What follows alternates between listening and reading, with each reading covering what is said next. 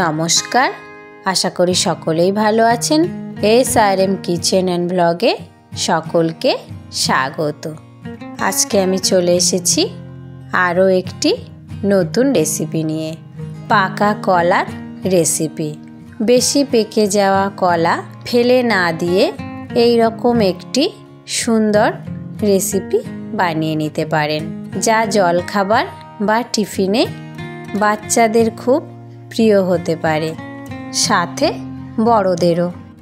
তাহলে চলুন বন্ধুরা, আজকে বানিয়ে নিই পাকা কলার সুন্দর একটি রেসিপি। রেসিপিটি বানানোর জন্যে আমি এখানে দু রকমের কলা নিয়েছি। দেখেই বোঝা যাচ্ছে কলাগুলো কিন্তু খুব বেশিই পেকে গিয়েছে, খোসাতে দাগ ধরে গিয়েছে। এই কলাগুলোকে ফেলে না দিয়ে এইভাবে পরিষ্কার করে খোসাটাকে ছাড়িয়ে নেব। চ্যানেলটিকে সাবস্ক্রাইব করে পাশে থাকার অনুরোধ রইল সকলেরই কাছে।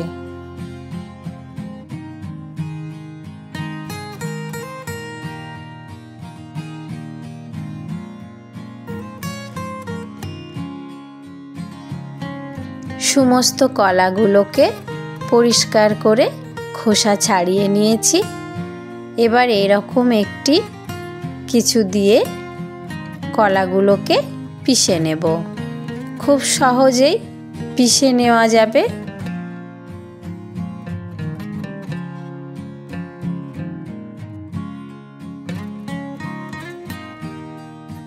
কলাগুলোকে আমি পিষে নিয়েছি।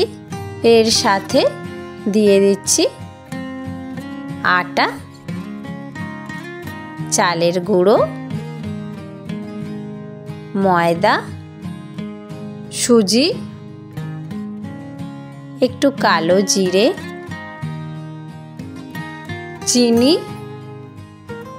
এবার অল্প অল্প করে দুধটাকে দিয়ে একসঙ্গে ভালো করে মাখিয়ে নেব।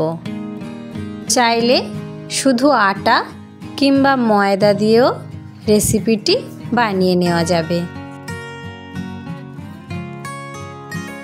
দিয়ে দিচ্ছি নারকেল কোড়া, এতে কিন্তু স্বাদটা আরও ভালো হবে।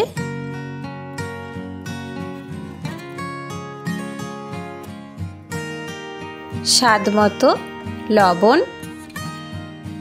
একসাথে আবারও ভালো করে মিশিয়ে নেব। 10 থেকে 15 মিনিটের জন্যে ঢাকা চাপা দিয়ে মিশ্রণটিকে রেখে দেব।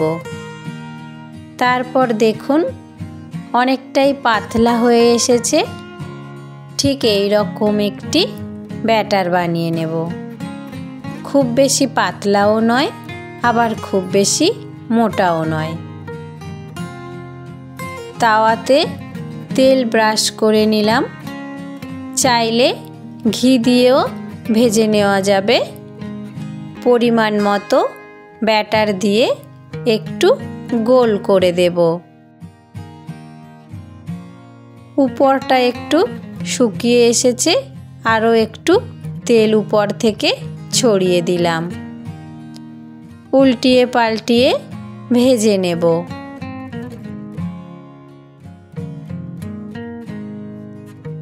আরও কয়েক ফোঁটা তেল দিয়ে একই রকমভাবেই আবারও ভেজে নেব।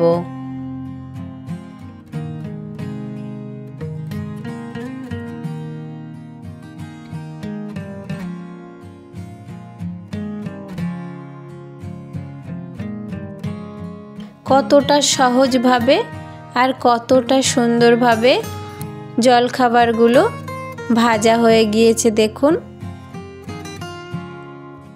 খুব কম সময়ে পাকা কলা দিয়ে এই রকম একটি জলখাবার বা টিফিন বানিয়ে নিতে পারবেন।